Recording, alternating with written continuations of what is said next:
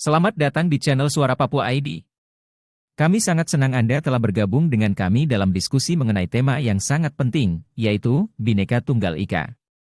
Bhinneka Tunggal Ika adalah moto nasional Indonesia yang berasal dari bahasa Jawa kuno, yang secara harfiah berarti berbeda-beda tetapi tetap satu.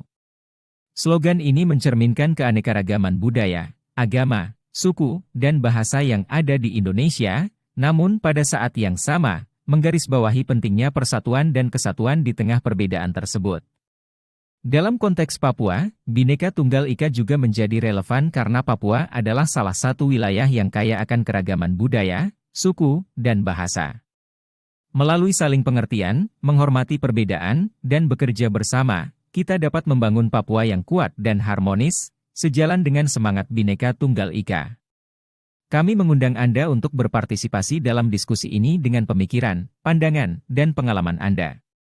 Mari kita menjaga semangat persatuan dalam keberagaman, karena bersama, kita bisa mencapai lebih banyak hal yang baik untuk Papua dan Indonesia secara keseluruhan.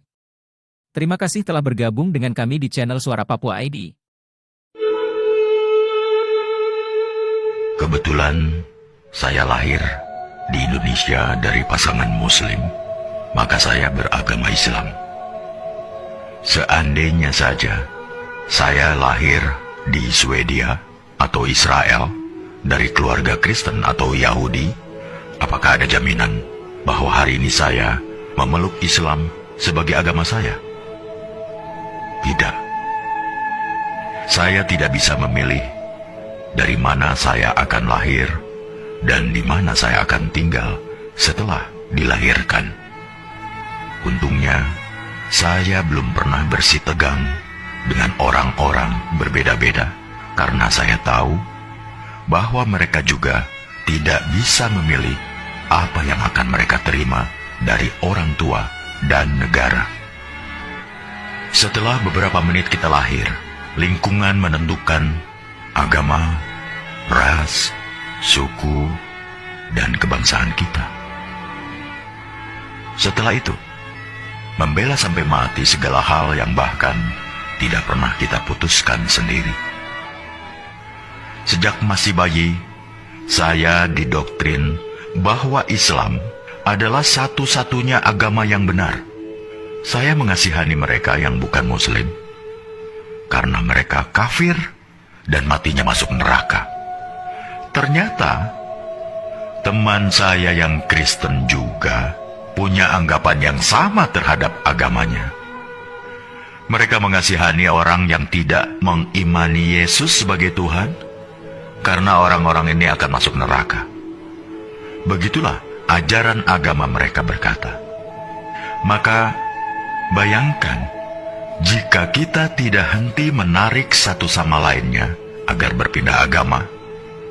Bayangkan, jika masing-masing umat agama tidak henti saling beradu superioritas seperti itu. Padahal, tak akan ada titik temu. Jalaluddin Rumi mengatakan, kebenaran adalah selembar cermin di tangan Tuhan. Jatuh dan pecah berkeping-keping.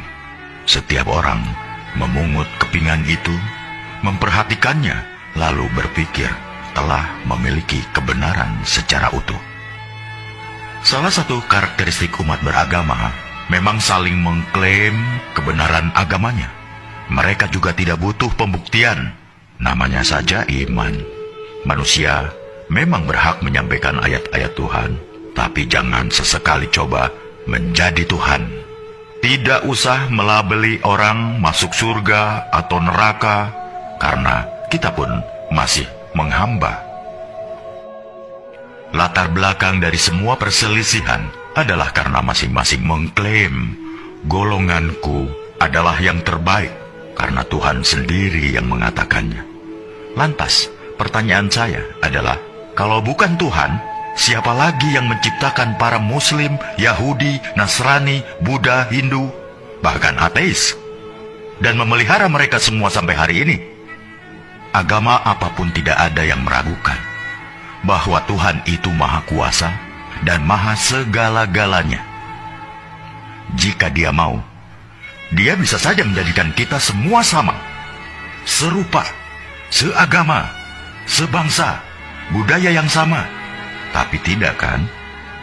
Apakah jika suatu negara dihuni oleh rakyat dengan agama yang sama, hal itu akan menjamin kerukunan? Tidak. Nyatanya, beberapa negara masih rusuh juga padahal agama rakyatnya sama, budaya yang sama.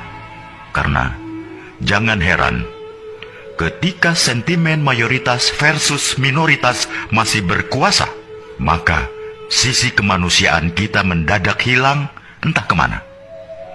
Bayangkan juga seandainya masing-masing agama menuntut agar kitab sucinya digunakan sebagai dasar negara, maka tinggal tunggu saja kehancuran Indonesia kita. Karena itulah yang digunakan negara dan mengambil kebijakan dalam bidang politik, hukum, atau kemanusiaan bukanlah Al-Quran, Injil, Tripitaka, Weda, atau kitab suci sebuah agama, melainkan Pancasila, Undang-Undang Dasar 45, dan semboyan Bhinneka Tunggal Ika. Dalam perspektif Pancasila, setiap pemeluk agama bebas meyakini dan menjalankan ajaran agamanya, tapi mereka tidak berhak memaksakan sudut pandang dan ajaran agamanya untuk ditempatkan sebagai tolok ukur penilaian terhadap pemeluk agama lain, hanya karena merasa paling benar. Misalnya umat agama A tidak berhak mengintervensi kebijakan suatu negara yang terdiri dari bermacam-macam keyakinan. Suatu hari di masa depan, kita akan menceritakan pada anak cucu kita betapa negara ini nyaris tercerai-berai bukan karena bom, senjata, peluru, atau rudal, tapi karena orang-orangnya saling mengunggulkan, bahkan meributkan di media sosial. Ketika negara lain sudah pergi ke bulan atau merancang teknologi yang memajukan peradaban, kita masih sibuk meributkan soal beragama.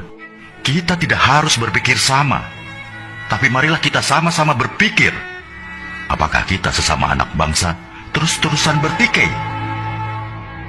Bila renungan tentang hal ini baik, tolong sebarkan ke saudara, teman-teman, grup, atau siapa saja yang masih ingin kedamaian di bumi pertiwi di Indonesia yang kita cintai ini.